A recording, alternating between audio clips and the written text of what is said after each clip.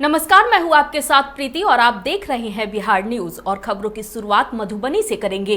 मधुबनी के SSB बेतौहा BOP के जवानों ने जयनगर के रास्ते नेपाल जाने के क्रम में अफ्रीकन तंजानिया नागरिक को हिरासत में लिया है, जिससे एसएसबी पूछताछ कर रही है। जयनगर थाना क्षेत्र के बेतौहा बीओपी ने ये पूरी कार्रवाई की है।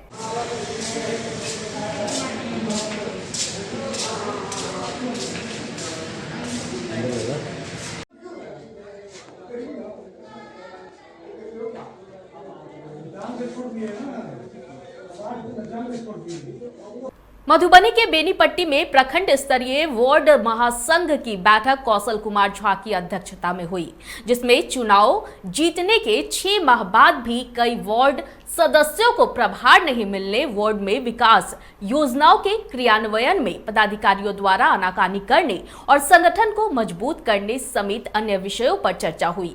इस दौरान प्रखंड अध्यक्ष कौशल कुमार झा, सचिव दीपक कुमार और अनिल झा ने कहा कि वार्ड सदस्यों के खिलाफ षड्यंत्र को बर्दाश्त नहीं किया जाएगा। किस मुद्दे पर पहले तो वार्ड महासंघ के द्वारा जो आज बैठक जो किया गया था, बैठक विस्तार आज पंचायत 22 प्रखंड पंचायत अध्यक्ष को चुनाव हम लोग किए हैं और भारी संख्या में यहाँ पर वार्ड सदस्य लोग आए हुए थे। सबको अभी जो समस्या वर्तमान समस्या जो नए वार्ड सदस्य सब जीत के आए हैं उनको भार लेने में कठिनाई हो रही है।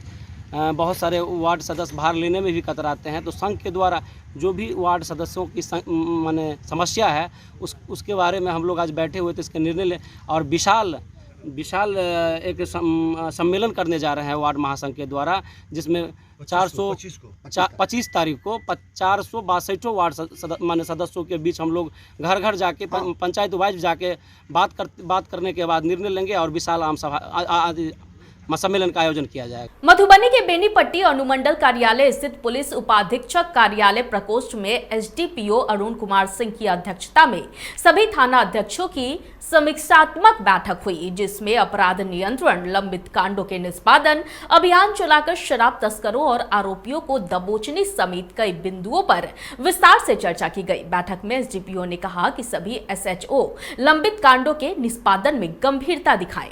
गोष्ठी भी है, इसमें लंबित काम की समीक्षा है, लंबित काम निष्पादन कितना होगा इसके बारे में। लंबित जांच जो विधानसभा, लोकसभा, राज्यसभा, विधान परिषद जो माननीय सांसद, विधान पार्षद, माननीय विधायक जी का क्वेश्चन होता है, उनका भी जवाब कितना लंबित है, कितना गया। गिरफ्तारी, बड़े पदाधिकारी आदेश का अनुपालन और जो ऑपरेशन प्रहार तक देखने लगातार कार्रवाई चल रही है, उसमें और प्रगति। शराब एवं उसके माफिया पर नकेल, उसका कमर तोड़ने के लिए भी निर्देश बाहर से मिल रहा है, हमारे बड़े पदाधिकारी दे रहे हैं। मामला सहरसा जिले का है, जहां भूमि विवाद में ट्रिपल मर्डर के बाद पूरे इलाके में सनसनी फैल गई।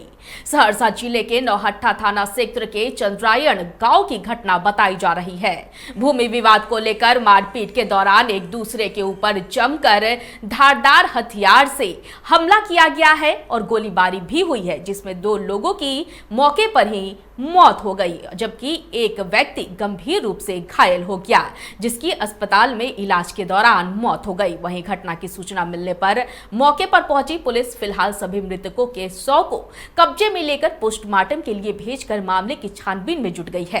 बाबू नहीं रही बुझलो, बाबू बाद से हाँ बुढ़ा गंगना से जाते रहे, ओकर सुरेश के बेटा काट ले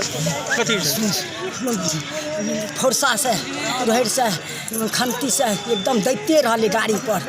हमरा दुनू कौन विवाद की रहे पहले सब लड़ाई करने रही, भोज में नहीं एक बेर मारलक राम का, वही दिन से लड़ाई करने रहे, कुनकुट चाहे मारे 10टा छे हमरा बेटा का मारे।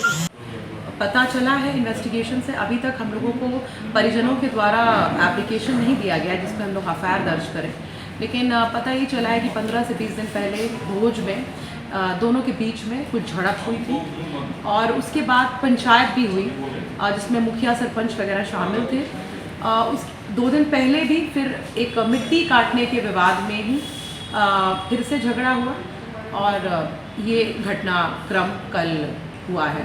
इसमें जो मेन अपराधी है उसके पिता की भी मृत्यु हुई है और एक तरफ से पिता पुत्र की हत्या हुई है। नालंदा के बेन थाना इलाके के एक शादी समारोह में हथियार के साथ बार बालाओं के ठुमके का वीडियो सोशल मीडिया पर तेजी से वायरल हो रहा है। वीडियो बेन थाना इलाके के मेजरा गांव का बताया जा रहा है, जहां 3 दिन पूर्व दिनेश पासवान के यहां शादी समारोह का आयोजन था। शादी समारोह में बार बालाओं के द्वारा रंगारंग कार्यक्रम की व्यवस्था की गई थी। इसी दौरान गांव के एक युवक जिसका नाम पंकज कुमार है, खुलेआम पुलिस प्रशासन को चुनौती देते हुए हथियार के साथ बार बालाओं के साथ ठुमके लगाता हुआ नजर आया।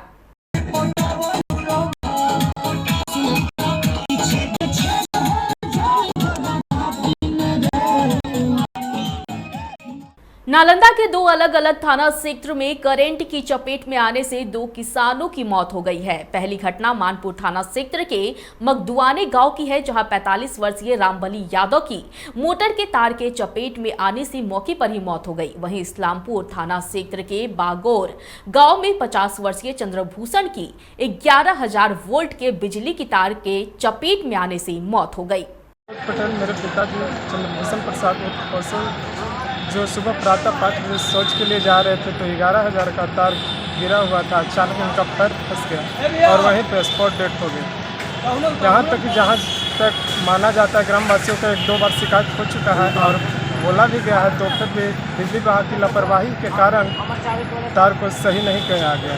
खबर भागलपुर से है, जहां सुल्तानगंज थाना परिसर में डीएसपी डॉक्टर गौरव कुमार ने कई थाने के थाना प्रभारियों के साथ क्राइम कंट्रोल को लेकर बैठक की।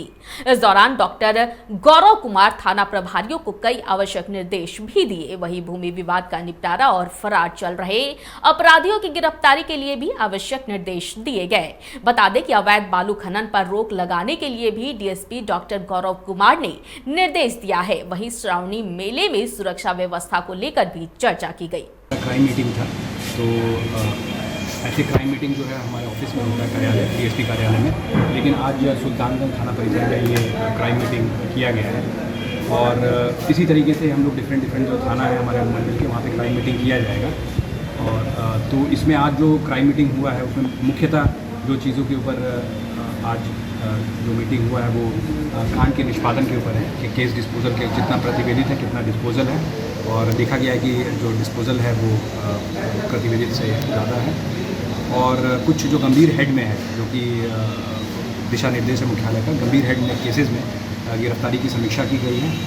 और जो अभी गश्ती पंजी के बारे में जो चर्चा है, अभी गश्ती पंजी और गश्ती रूट चार्ट, उसके बारे में भी वो प्रभावी ढंग से कैसे गश्ती जो है वो काम करे, उसके ऊपर भी चर्चा हुई है। भागलपुर सबौर प्रखंड के इंजीनियरिंग कॉलेज के पास गंगा नदी में डूबने से 12 साल के बच्चे की मौत हो गई। बताया जा रहा है कि वह बच्चा हवाई अड्डा सच्चिदानंद नगर का रहने वाला था। वह अपने माता पिता के साथ गंगा स्नान करने के लिए आया हुआ था। स्नान करने के दौरान पैर फिसलने से वह गंगा नदी में डूब गया। बोलो घर कहाँ? छोटी रेलवे लाइन, मतलब हवाई अड्डा। गार्जियन पापा का नाम किसके? बच्चा कुचवा गुलशन करे है। हाँ, बच्चा क्या साल हो? बच्चा 12 साल। ला ले लो ला। नाम क्या बच्चा? अमन। अपना नाम? मोतिहारी पुलिस को बड़ी कामयाबी हाथ लगी है। एक साथ जिले के 3 चर्चित हत्याकांड का पुलिस ने खुलासा किया है। वहीं 22 से अधिक मामलों में फरार चल रहे कुख्यात अपराधी बालेश्वर सहनी, विवेक सिंह सहित 6 अपराधियों को गिरफ्तार किया गया है। मोतिहारी एसपी कुमार आशीष ने प्रेस वार्ता के दौरान मामले का खुलासा करते हुए बताया कि जिले में हुए चर्चित हरसिद्धि के आरटीआई कार्यकर्ता विपिन अग्रवाल हत्याकांड, चिरैया थाना क्षेत्र में हुए शिक्षक राम विनय सहनी हत्याकांड और शिकारगंज थाना क्षेत्र के रुपहरी में सोनू सिंह हत्याकांड में शामिल शूटरों को गिरफ्तार किया गया है। मोतिहारी पुलिस की एसआईटी द्वारा पिछले कई जो 3 मर्डर हत्याकांड के केस हुए थे, उसमें जो शूटर्स चिन्हित हुए थे, जो मास्टरमाइंड चिन्हित हुए थे, उनकी गिरफ्तारी के लिए लगातार अभियान चलाया जा रहा है।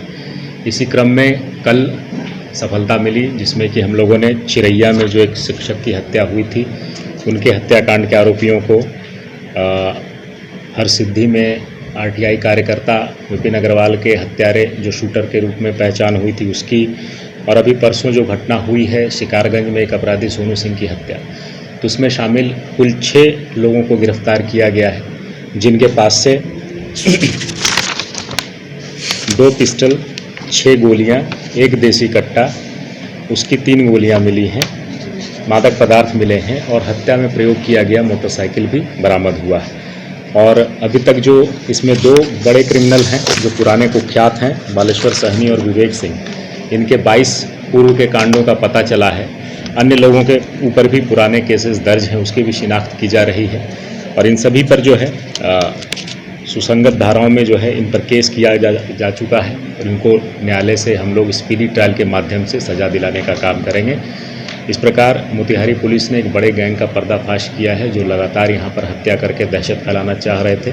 उनके मंसूबों को हम लोगों ने नाकाम किया है। उधर लद्दाख में शहीद पटना जिले के पालीगंज के रहने वाले वीर सपूत दिवंगत रामानुज यादव की मां को एसबीआई बैंक पालीगंज शाखा की ओर से defence banking manager Vipin Bihari Pathak ने 50 लाख रुपए का चेक सौंपा है। वहीं शहीद रामानुज यादव अमर रहे के नारों से बैंक परिसर गूंज उठा।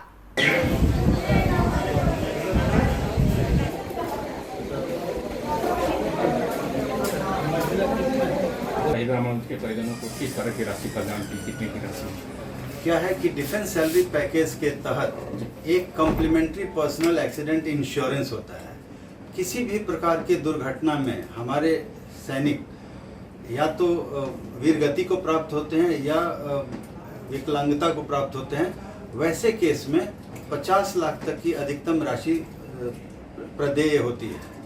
तो अभी जैसा कि आपको मालूम है कि 27 मई को ये जीप दुर्घटना में शहीद रामानुज कुमार यहाँ के वीरगति को प्राप्त हुए थे, तो उससे परियो गांव के ठीक है, परियो गांव के, तो उस तहत में तुरंत विदिन 5-6 डेज हम लोगों ने इसको प्रोसेस किया और कल ही 2 तारीख को आप चेक पर डेट देख सकते हैं, वो सैंक्शन करा करके त्वरित रूप से इसका भुगतान हम लोगों ने नेक्स्ट ऑफ किन यानी कि उनकी माताजी जो कि अकाउंट में नॉमिनी थी और ज्वाइंट अकाउंट होल्डर थी, तो उनके खाते में दिए गए। इसीलिए हम लोग हर सैलरी पैकेज वाले को ज़रूर कहते हैं कि अपने खाता में नॉमिनी ज़रूर डालें, उस अकाउंट को ज्वाइंट ज़रूर करें।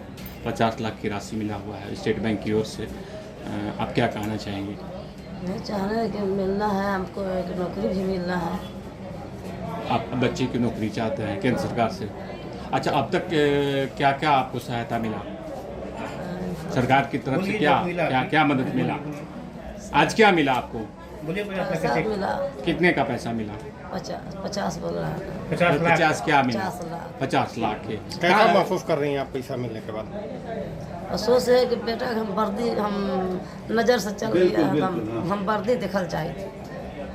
आप एक और अपने एक बच्चे को चाहते हैं कि सर्विस मिले, नौकरी मिले, डिफेंस में सर्विस चाहते हैं। डिफेंस वर्दी का मतलब होता है डिफेंस में सर्विस। इस वक्त की खबरों में फिलहाल इतना ही। मुझे दीजिए इजाजत, लेकिन देखते रहिए बिहार न्यूज। नमस्कार।